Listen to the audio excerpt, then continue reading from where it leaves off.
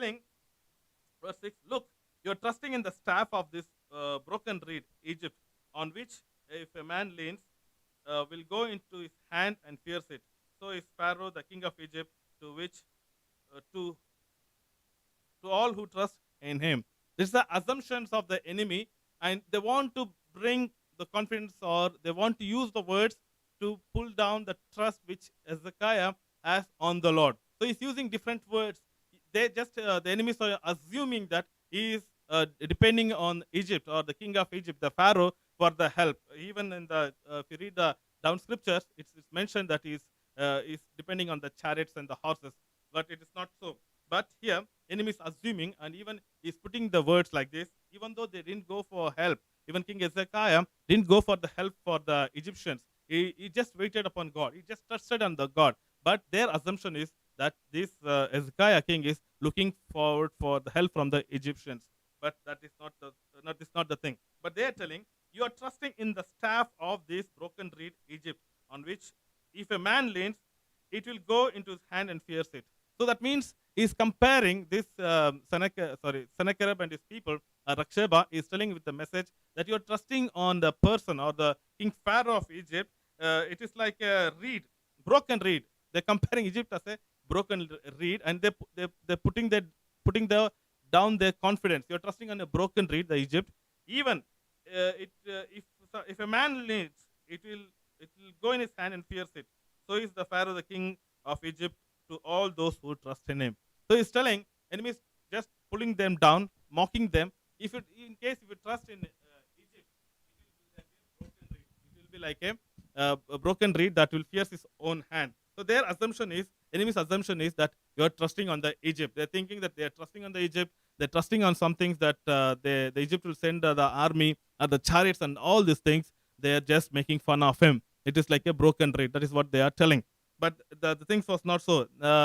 King Hezekiah never went for help for with asked the help for the from the Egyptians, but he trusted on the God completely. So today, whatever enemy is telling, so you are going for that help. You are going depending on them. Whatever enemy is trying to put a negative word or assuming things and putting speaking assumptions and all, never give hear to the enemy's voice. We need to silence the enemy's voice. So verse 7, it talks about our God Almighty.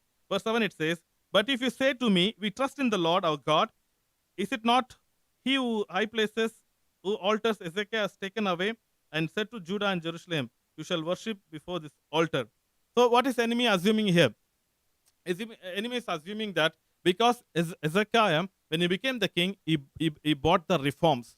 If you read the portions there, it says that he bought a reforms in such a way that he restored back the worship in the house of God. He appointed the Levites. He removed all the pagan worship practices that the father has brought in, and he removed every high places, and he brought the real worship to God Almighty, and it was going and fine. So these people, this assurance, thought like this, that because he has taken high places where they worship, and because he has done that, that the Lord's help may be not be there. So the scripture says that if we trust in the Lord, if you say to me that if we trust in the Lord our God, is it not that whose high places, whose altars Ezekiel has taken away? So enemy is assuming that they may be trusting on the high places, but our place, our trust, Ezekiel's trust is not on the high places, it is on the Lord Almighty. Today, our trust should not be the high places or the places of influence. High places shows the places of influence. They thought the more higher, the more higher they go, even the Gentile practices, the more higher places they have the shrines or the temples or so many things they build. They thought they may get the influence from the higher places. Even this Raksheba, when the message has been passed, is telling that you are getting the influence from the high places. Even the Lord has left you. No help is coming. If you say, if we trust in the Lord our God, you have taken all the high places. That means to say he's got a wrong information about our God Almighty, about Jehovah God, that the Jehovah God is just been worshipped in the high places. But he's telling, even if you say that you trust in the Lord, because you remove the high places. So he's telling that your trust is on a high place. He's telling that because of the high place, that the trust that you place in the high place, and you remove that high place, that help is not going to come. The enemy is mocking the worship or the mocking the thing that even from the Lord you're not going to help. You're not going to get help because you didn't. You removed all the high places. But what we see in the scriptures is He restored back the real worship according to the scriptures. Worship is meant. Worship should be done according to what it is mentioned in the scriptures, not that what the pagans or what the other people or the worldly people are doing. But we have the set pattern to worship the Lord that is mentioned in the scriptures. Or if we read the book of Psalms, it talks about the worship, or it talks about the praises, how to worship God, how to honor God. When it comes to the New Testament, it is talking. It is not about going to the high places. It is worshiping the Lord in truth and spirit. In the Gospel of John, chapter 4, the Samaritan woman came and asked Jesus, "Is that not that the forefathers worshipped on the mountain?" But Jesus said, "A time is coming where Father is seeking after the true worshippers, where the people will worship Him in truth and the Spirit." So it's all mentioned in the Scripture. So God is expecting the true worshippers and seeking them that will worship Him in truth and spirit. So He just removed the high places. So that they're assuming that God has left them. The next verse it says in verse 8. Verse 8. Now therefore I urge you, give a pledge to my master the king of Assyria, and I will give 2,000 horses if you are able on your part to put riders on them. Verse 9 it says, how then will you repel one captain of the least of the master servants and put trust in the Egypt for chariots and horses? So verse 8 it says, now therefore I urge you, give a pledge to my master the king of Assyria, I will give you 2,000 horses if you are able on your part to put riders on them. So he's mocking the army of the king Hezekiah. He's telling that even if I give 2,000 horses for the pledge, you are not able to put men on the horses. See how enemy is mocking. He's also having army, but because they're fortified, they conquered everything. They are attacking every kingdoms, every cities around the place. But his words is, even though I give 2,000 horses, you don't have a people or the men to put on the horses. That means it is just mocking very badly the army. You can have more than 2,000 people, but imagine the words that enemy is using. Even if I give help, even if I send 2,000 horses, there is no people for you to place them on the horses to come and attack us. So this is one of the worst mocking a king or a people can hear. This is the worst mocking that is enduring. That even enemy is telling, the enemy is Sennacherib is telling, like Rakshaba is telling through Sennacherib sent a message telling that even though if I give 2,000 horses, you can't put the man. That is a very bad scenario for the king. That mocking is a very bad scenario for the king. Verse 10. Here the verse 10 is very important. Now it says, have I come up without the Lord against this land to destroy it? The Lord said to me, go up against this land and destroy it. Here, the enemy is using the Lord's name and telling that Lord said to go. Lord said to me to go up this land and destroy it. God never said to go and destroy Jerusalem, but enemy is using just the Lord's name to attack the man the king who is trusting upon the Lord, who is just waiting upon God's deliverance. But the enemy is telling, the Lord has said. Anytime enemy says this, because this is the Lord's word, the Lord has said, just don't trust what enemy is trying to scare you, or enemy is trying to make you weak or take away from God, or is letting, don't let enemy's voice to take the trust away from the Lord Almighty. He's just use this word, use 10th word. It says, have I not? Verse it says, have I not come up without the help, without the Lord against this land to destroy it? No, the Lord used Assyria for certain things, but He didn't allow to destroy Jerusalem. He didn't say to go and destroy Jerusalem, but enemies using the name of the Lord. We should know to discern the voice of God, whether it's from the Lord or enemies just using some situation to raise against us, or using the Lord's name to come against me, to make me to not to trust on the Lord, or make me to take up the confidence away from the Lord. Do not let the voice of enemy to overtake you at any situations or any circumstances, even though you use the name of the Lord. Look at the life of Jesus. When he was tempting, Satan was tempting Jesus. The word says like this. The word says like this. He came with the half truth. Enemy will come with the half truth. We should discern, we should know he's coming with the full truth or the half truth. He used the only half portion of the scriptures and said, if you do this, God will do this. No, but what did Jesus do? He quoted the full scripture and overtake this enemy. He took the victory over the enemy by using the full scriptures. So half truth is dangerous. So this man is telling, the Lord has sent us. Anybody who uses the name of the Lord, they will also thought, what? The Lord has sent you against us to attack us, to overtake us. That would have been a panic situation in the life of the king, King Hezekiah. But he waited upon God. He trusted on God. So if enemy comes with the half truth or any word, or somebody says the Lord has said like that you have to do that and this, just wait upon God. Discern the voice of God. God who speaks to the prophets can also speak to you through the word. He can speak to you through dreams and visions. He can give you the full assurance, and he can talk to you to the situations, and he can lead you through. These people are using, the Lord has said to me to go up against this land and destroy it. They're using the name of the Lord just like that to attack to take away the confidence, take away the trust of the king Hezekiah.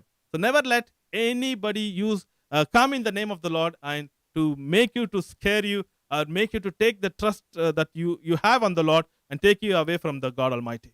There are many people who use the name of the Lord to take away the people's faith, or to take away people away from the Lord. But today we need to trust on Him and say, God, whatever you say, I want to trust in you. If it is your voice, I want to trust completely on your voice. This enemy came with using the name of the Lord. They said, the Lord has said. The Lord has said. There are people who come with different times and different things using the name of the Lord. The Lord has said like this. The Lord has said like this. I had a small incident a long time in a style. One man went like this and said, the Lord has said to give like this. That's what they gave. The Lord said to give that. They gave away. Finally, he said, the Lord has said this. They asked for the expensive thing of the house, and the Lord has said to give away this. Finally, that man felt that is something fishy. He said, last night, Lord also said not to give to you. He discerned the voice of God. So this enemy is using the name of the Lord to tackle the king Hezekiah. But let's see what he did. Next verse 11. Verse 11 it says, then Eliakim, Shebna, and Joam said to the Rabshakeh, please speak to your servant in Aramic language, but we will understand it. Do not speak to us in Hebrew in the hearing of the people who are on the wall. Who are on the wall? It is the soldiers that are on the wall guarding the city. It is the soldiers who are ready to fight. They are on the wall. But these people, when they have come, they are speaking in the Hebrew language. So that's why the three people representing King Hezekiah, they said, please do not speak to us in Hebrew language. Please speak to us in Aramaic. We can understand the Aramaic. So that means to say, enemy is coming and speaking their language, where these people can also understand the Aramaic, the language which they used to speak those days. But they're speaking in Hebrew language. Why? So that the soldiers will hear and their confidence also will go down. So now these people are confident, telling that we are trusting in the Lord. The Lord will help us. The Lord will fight our battles. The Lord is able to sustain us. The Lord is able to protect us. But these people are telling in Hebrew, so that even this news where these people are mocking the King Hezekiah, even if you read verse 1 and 2, it says, the great king Sennacherib, the king of Ashur, it mentions. But that person never mentioned about the king Hezekiah. They're just using his name. They're not even considering him as a king. They're telling just Hezekiah, just mentioning the name. Now, these people, all these sayings which they mentioned, they're telling that these things, where the soldiers on the wall will hear in Hebrew language, and they will come, their confidence level will go down, and they will get into the panic, and they will not fight the battle with the confidence. So that's why they're speaking their language, the Hebrew's language. That means to say, they're spreading a propaganda. They're spreading a negative report among the midst of the soldiers. So these people's agenda, the enemy's agenda is to spread the negative news that these people cannot fight this battle, or they cannot overcome the enemy, or they cannot face the Sennacherib and his vast army. Because Sennacherib was a mighty man. Sennacherib was fighting and conquering everything. He was mighty in those times. But these people said to them, do not speak to us in Hebrews, speak to us in Aramaic. The next thing which the enemy's voice was, the enemy that the tactics that which they used was, verse 14 it says, thus says the king, do not let Hezekiah to deceive you. He is not able to deliver you. The verse it says, do not let King Hezekiah to deceive you. He is not able to deliver you. They're speaking in the midst of them and telling that do not let him to deceive the people. So that means say every other cities, every fortified cities, every other place, this king of Assyria and the Assyrians captured or conquered, and nobody were able to help them nobody able to defeat them. But now he's telling, do not let King Hezekiah to deceive you. So that in that words, he is telling that your king Hezekiah is deceiving you people, that he is able to win, or he is able to face this situation, or he is able to overcome situation. So he is telling that he is deceiving you. Don't come under this deception. So enemy come and say, see this thing, you know what, you are trusting in God. You are just deceiving yourself. How long you will be trusting on God? How long is trusting on this thing? How long these things are going to? How long you are going to wait upon God? Enemy can bring a deceptive voice to so that you may grow weak in the faith, or you may not trust on God's timing, or you may not trust to receive the God's miracle. He can bring a deceptive words so that your faith will grow weak, or your trust will be shaken, and things like that. He's telling that do not let Hezekiah to deceive. But you look at the situation, Hezekiah has strengthened people. Hezekiah has brought the worship back. Hezekiah is telling that we should follow God after God. We should serve him only. He has brought so many changes. But now these people are telling, do not let Hezekiah to deceive you people. So he's telling that he's deceiving you. The next verse, it says, verse 15, do not let Hezekiah to make you to trust in the Lord, saying, the Lord will surely deliver. See, that is his trust. That is his faith. That is his confidence in that which he has. That Lord will deliver us. Lord is going to fight for us. Lord is the one who is going to give us victory and success. That is his trust and that is his faith. But he's telling in verse 15, do not let Hezekiah to make trust in the Lord, saying the Lord will surely deliver us. This city will not be given into the hand of king of Assyria. So what is they telling? Do not let Hezekiah to make trust in the Lord. So that means if you read in the Kings, the Bible says Hezekiah trusted in the Lord. That is, it begins in the 25th year of his Hezekiah's life. He became the king, and now the Bible says, as words continues in the second Kings, it says that he trusted in the Lord and did such and things. He brought so many changes. Why? Trusting on the Lord. Now, this trusting in the Lord is contagious. This is very effective. Why? Not only he personally trusted on the Lord, he made all other people who gone astray, who has left their faith and went after the idol worship, went after the ways of the father Ahaz, and made people to forsake God and go before the idol worship and so many things. But this man brought everybody's attention to the scriptures and said, we need to trust in God, we need to worship God. But now in the 15th verse, they're telling, do not let Hezekiah to make you to trust in the Lord. As a child of God, as a believer in the word of God, as a believer of Jesus, we need to make people around us to trust in God. As this King Hezekiah made other people to trust in the Lord, it's our responsibility of a believer. It's the responsibility of God's children that we need to make others to trust in the Lord. It's a responsibility of every believer. That's what the Bible says in the Gospel of Matthew chapter 28, go and preach the gospel. Go and preach the gospel, and those whoever shall believe shall be saved. What does that mean? The belief or the trust that which I have on the Lord, it should not be with myself. It should be spread across. It should go to other people who don't believe on God, or those who don't have trust on the Lord. That's why Jesus said, go and preach the good news. Go and preach the good news. Go and preach the gospel that will bring blessing into the lives, that will bring change in the lives of the people, that will bring transformation in the lives of people. That is what he said. And do not let Hezekiah to make trust in the Lord, saying that surely the Lord will deliver us. So that means to say, Ezekiel's trust or the faith on God is so effective that he made others also to trust in the Lord. So, how is our faith today?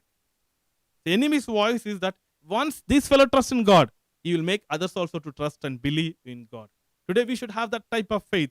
Today we should have that type of trust in our life. Once we trusting in God, that we should enable, we should encourage, we should strengthen other believers also to other not only believers, other people also to make them to trust in the God Almighty. If some people come together with some people, even the faith that which they have also will lose. We should not be in that category. We should encourage and motivate people to trust. Seeing us, seeing our faith, seeing our trust in Lord, people should say, I want to serve this God. I want to follow after this God. I want to pray to this God who this person is following, XYZ or Lalindar's God I want to serve. Or those who are watching, you can put your name and say, they should say, I want to follow after this God whom he trusts. That type of trust, that type of faith, we should try to impart or say. That is what the enemy is telling. Rakshaba is telling that, Lord, do not let Hezekiah to make trust in the Lord. So we should make other people to trust in the Lord. Voice is to silence or to bring a negative thing, telling that you should not let this fellow to trust in the Lord. This is the voice of the enemy. The verse 16, it says, in the verse 16 we read, do not listen to Hezekiah, for thus says the king of Assyria, make peace with me by a present, come to me, and every one of you. So he's telling to make peace with the enemy. That is all this struggle, all this fight is to make them captive or to make them peace or make them compromise because all others are defeated.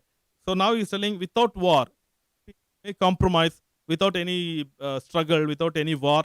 Now I can just we can compromise and we can go. That's why he's telling make peace and everything will be fine. You will be having enjoying the good land. That's what the scripture says, that you will be having everybody will having own victory. Everybody can drink from the own waters, from the own cistern, and that's the enemy's thing. They can have their own land, grow things and all. Just make peace, compromise.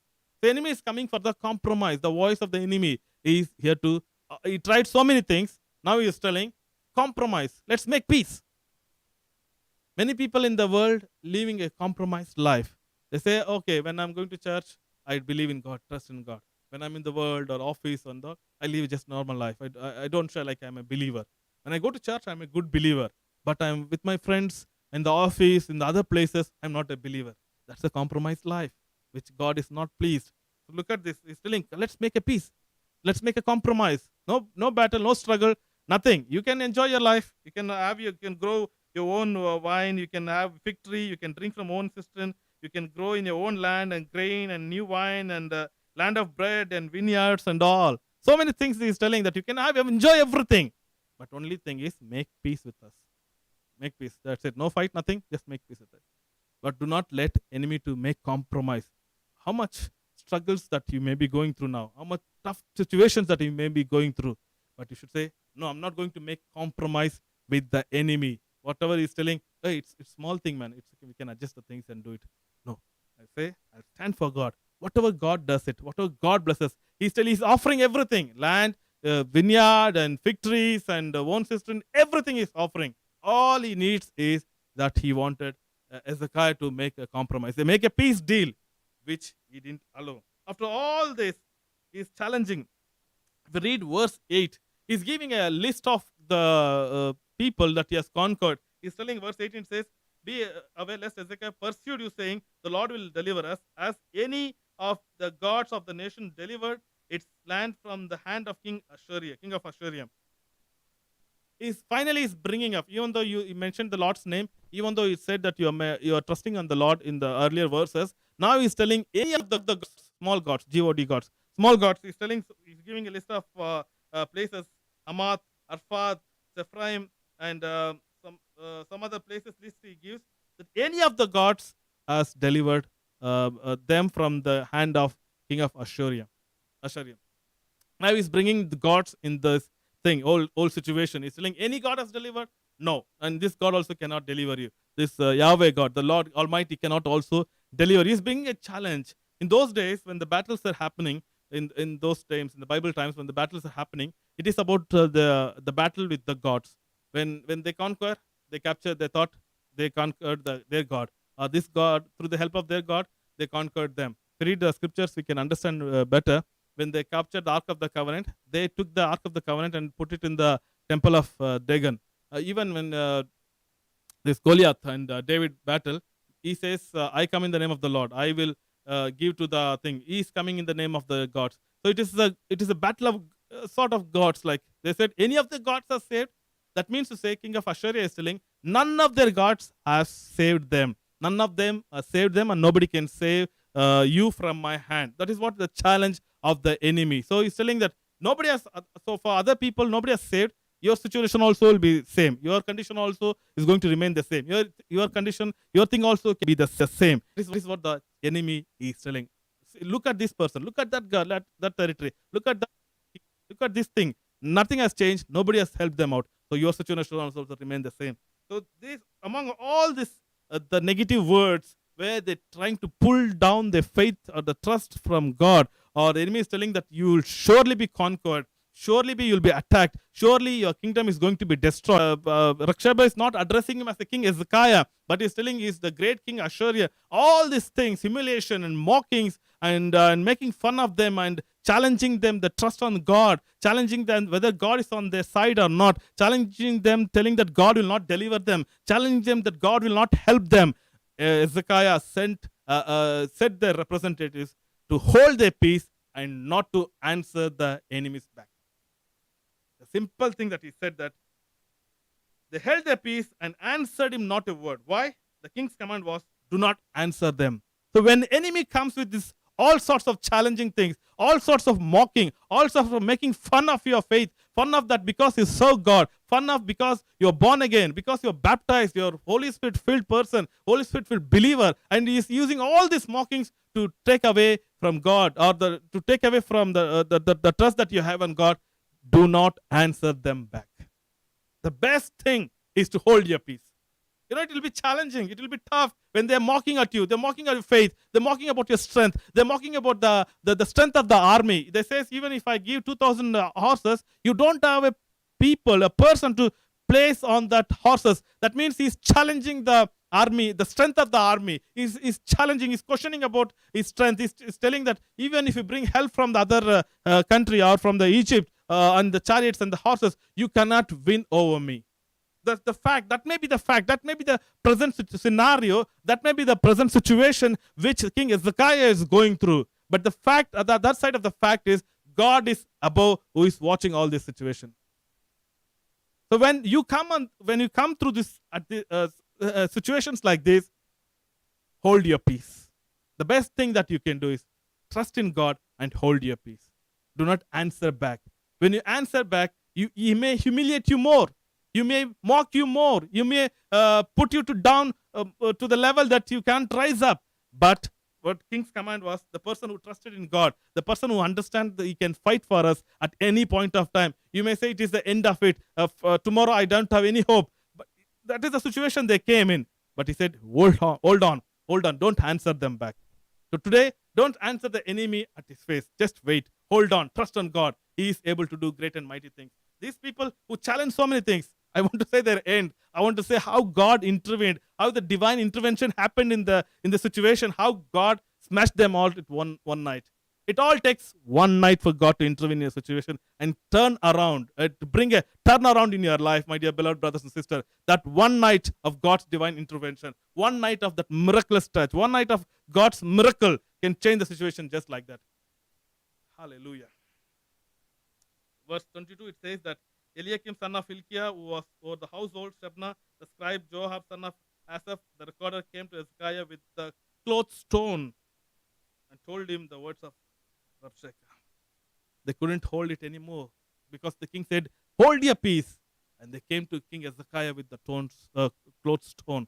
Next 37 chapter and verse 1 says, so it was when King Hezekiah heard it, he tore his clothes. That shows the humiliation. He just tore his clothes and covered himself with the sackcloth to humble himself and went into the house of God. So that means to say say that he humbled himself in the presence of God. He would have thought trust in his own strength, but he thought, let me humble in the presence of God. He tore his clothes, he put a sackcloth.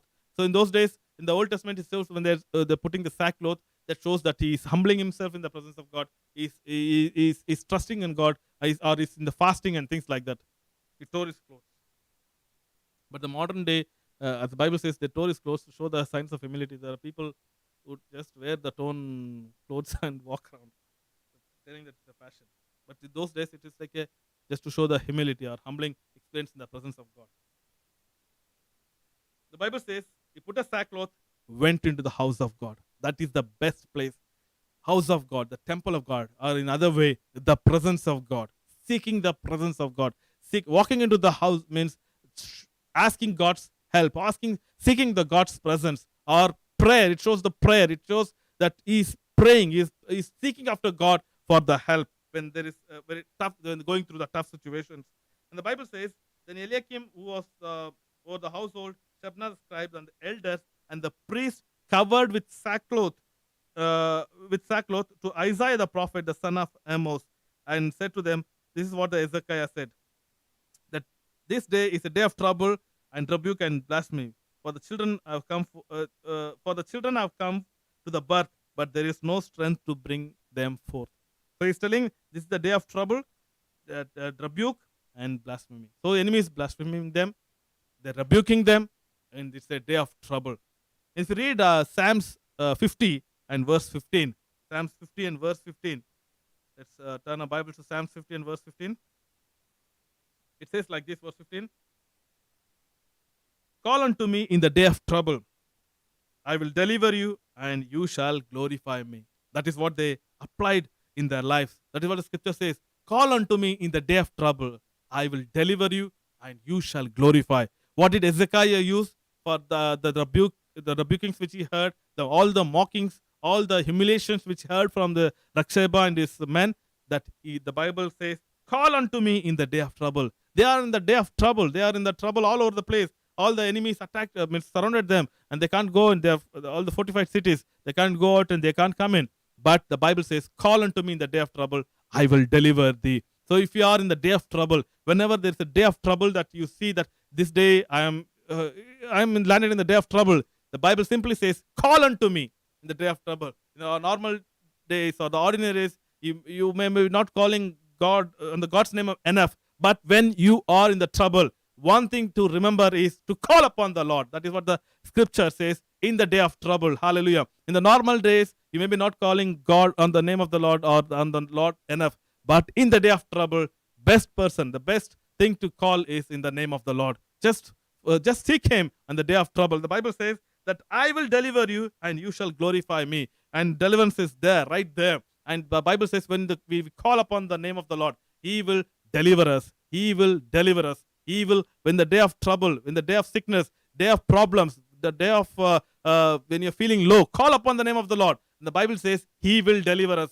And no person or no boss or no friend or no family member can deliver us from the troubles. But Almighty God, who is the maker of the heaven and earth, he can deliver us from all the trouble and he can set us free. And the Bible says he can deliver us from all the troubles and you shall glorify me. So when you are going under troubles, just look unto God and cry out to God, because he is the one who delivers. So he with all the people, with the priests and the scribe and the elders and all the household of Eliakim, all the people went to prophet Isaiah. One thing about the prophet Isaiah is that this man, they went to prophet Isaiah, is that he can bring the word, what the Lord is telling. Whenever they pray, he can bring the answer, what the Lord is telling. So they went to prophet. It's good that all of them went together as a whole. So they said, this is the word they're using. For the children have come to the birth, but there is no strength to bring forth. That is what their prayer is. There is no strength to bring forth. They come to birth, but there is no strength to bring forth. Why? They heard all the mockings of the enemy, all the rebukes, all the fun or the humiliating words which this Rabshakeh or the Sennacherib, the words which they used against them. They're telling there is no strength left anymore. There is no strength left anymore. So when the situations come in our life, there are situations that you would have faced that there is no, you can say, Lord, there is no strength anymore. I can't face this anymore. But there is a hope that we can always look for because God who hears our prayer. Verse 4 it says that it may be that Lord your God will hear the words of Rabshakeh, whom his master the king of Assyria sent to reproach the living God, will reprove the words which the Lord your God has heard. Therefore lift up your prayer for the moment, for the remnant that has left. So verse 6 it says, Isaiah said to them, thus you shall say to your master, thus says the Lord, do not be afraid of the words which you have heard, which the servants of king of Assyria have blasphemed me. Surely I will send a spirit upon him, and you will hear the rumor and return to his own land.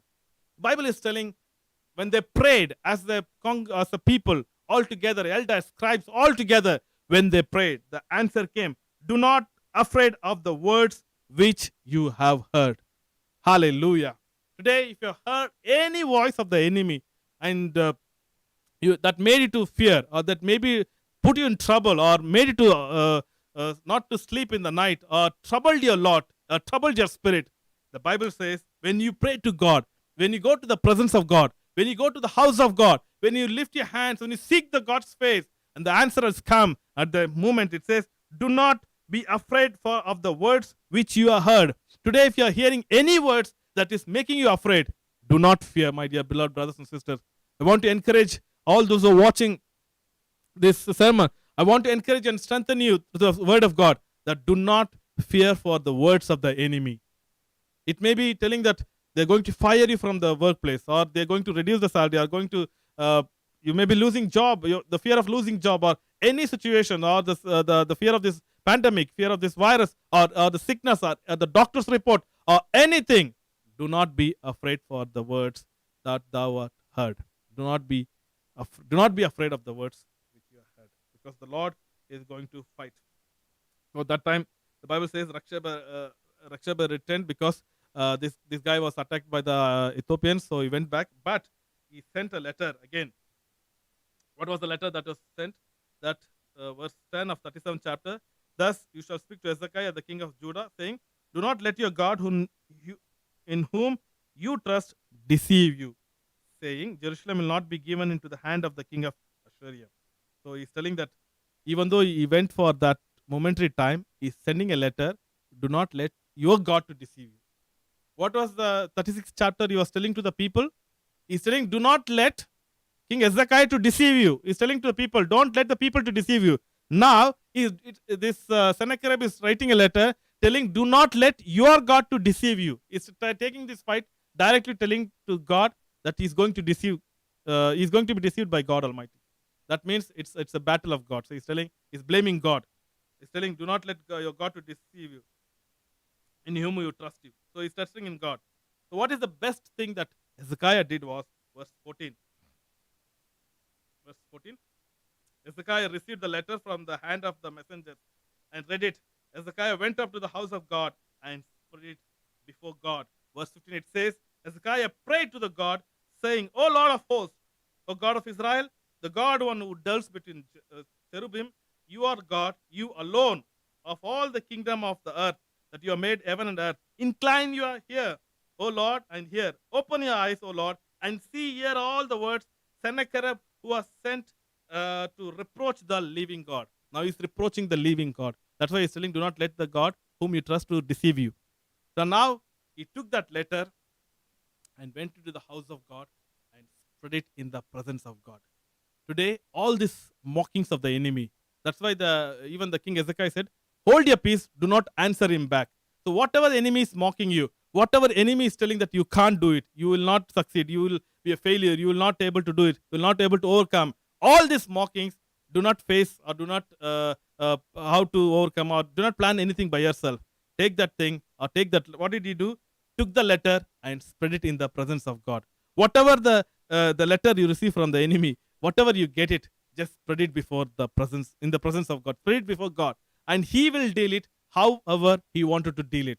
So when he did, what is the best thing that he did was that he spread it before the God and he prayed. So today, if you're receiving any letter from the enemies, or receiving any letter from the office, whole world is under fear that whether they'll lose the job, or the situation will continue, or the tough times will go on, or what is going to happen. If in case at all, God forbid, in case if you receive any letter that your job has been terminated, spread it before God. Or in case you got a job with thanksgiving, spread it before God. Any situation, or the doctor report says that you got such and such sickness, spread it before God and pray. He's the God who answers our prayer. Just that means to say, bring the matter into the God's presence. Let God deal it. Whatever the enemy's voice that you are hearing today, whatever enemy's mocking, enemy's humiliating things that you are hearing today, just bring it into the God's attention. He will answer. He will do the needful. He brought this matter into the God's attention. Why? Because his trust was on the Lord. He was trusting on the Lord. His complete trust was on Lord Almighty. So he didn't do anything. And the Bible says, once he prayed, when he began to pray, the prayer was answered.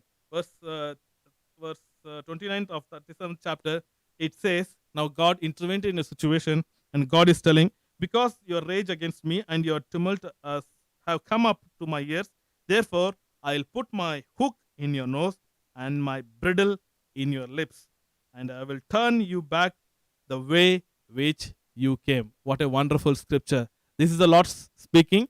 That is, he's speaking against Sennacherib. He is telling, because the rage against me and thy tumult has come up into my ears, therefore I'll put my hook in thy nose and my bridle in thy lips. Which lips? All the lips that used to mock God, all the lips that used to talk against God, against the king, who wanted to lose his confidence, to take away the trust away from the king. That lips, he's telling that is going to put bridle in the lips, and he's telling that I will turn thee back the way which you have come. Not only God telling that he's going to turn and make him to go away. Verse 36 it says, 37th chapter and verse 36 it says, then the angel of the Lord went out and killed in the camp of Assyrians 185,000. When the people arose early in the morning, there they were corpses, all dead. Verse 37. So Sennacherib, king of Assyria, departed, went away, returned home, remained in Nineveh, and he died in the later stages. What is the Bible is telling here? 185,000 people were dead in one night. All these people, because of this mighty army, because of such a huge, vast army that surrounded King Hezekiah and that Jerusalem city, now the Bible says they were all dead in one night. Why? They prayed and God intervened. God answered their prayer and God did miracle in a night. Today, if you are expecting a miracle from God Almighty, this may be your night. This may be your day. This may be your season. This may be your moment when God answers your prayer, when God sends his one angel to answer your prayer, and that one angel does the job. But they held their peace. They didn't answer, but they let God to answer the king Sennacherib. Today, if enemy is mocking you with all sorts of things and is challenging you, is trying to put your confidence down, or is bringing all sorts of negative things or negative words that you are hearing about you, and the propaganda, negative things that you don't have strength, you don't have this, you don't have so many things. If enemy is bringing all these voices to make you to hear all sorts of these voices, don't answer him back, but pray, wait in the presence of God. He will answer however he needs to answer, and he will do the work which has to be done. Today, this night, God can do great and mighty things in our life. Let's close our eyes in prayer. Do not let enemy to mock you. Do not let enemy to put you down. Do not let enemy to take away the trust away from you. So let's close our eyes as we see, as we pray, as we seek the God's face. Hallelujah. Thank you, Lord. Thank you, Jesus. Let's look unto God in prayer and say, God, whatever the situation that we are going through, we hand over every situation into thy mighty hands of Father, Lord. Just hand over everything. Just spread it across.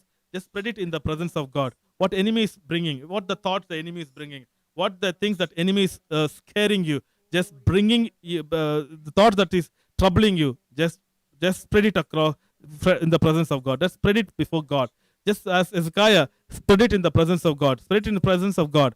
Just spread it before God. Just say to God, God, this is the thing that is troubling me. This is where enemy is mocking me. This is the things that enemy is troubling me. In these things that I'm troubled, I'm afraid of the words of the enemy, or the situation in the company, or situation in the job place, situation in the business, whatever the situation may be, where enemy is telling. What is the answer they got? Do not be afraid for the words of the king of Assyria. So do not be afraid of the words today that you are hearing about. Do not be afraid of the news that which you are hearing about, or the things may be saying that pandemic will continue, or the different virus will come, or things will not be better, or this will continue, or whatever it may be. Do not be afraid for the words that enemy want us to hear. That our focus, our trust should be on God Almighty. Let's pray now. Our Heavenly Father, we thank you, Lord, for this time that you have given us, Father, Lord. Lord, we pray that as you helped and answered the prayer of King Hezekiah, Lord, we pray for all the people who are watching us, Father, Lord. You are a prayer answering God, or Father, Lord. Lord, silence the voice of the enemy, Father, Lord, by your miracle, by your divine intervention, by sending an angel, Father, Lord. When the enemy tried to mock or humiliate and put him down and challenge his trust in God, challenge his faith in God, Father, Lord, but they didn't answer him. But when they trusted in you, you answered the enemy's back, Father, Lord. You did a miracle. You destroyed all the forces of the enemy that came against them, Father, Lord, by sending one angel in the night, Father, Lord. In the same way, Lord, I pray that let your angels intervene, Father, Lord. Let your divine intervention happen in the lives of people, Father, Lord. Lord, we pray that those who need miracle touch, Father, Lord, those who need miracle, those who need divine intervention, Lord, I pray that they will have the divine intervention tonight, Father, Lord. Lord, I pray for those who are waiting for the healing, those who are waiting for the jobs, Father, Lord, those who are waiting for the promotions, Father, Lord, those who are waiting for the miracles, Father, Lord. In the mighty name of Jesus, Father, Lord, I pray that you will divinely intervene in the situation and do great miracles in their lives, Father, Lord. Thank you, Lord, for listening to our prayers. Thank you for doing wonders, O God. We give you all glory. In Jesus' name, we pray and ask. Amen. Amen. May God bless you.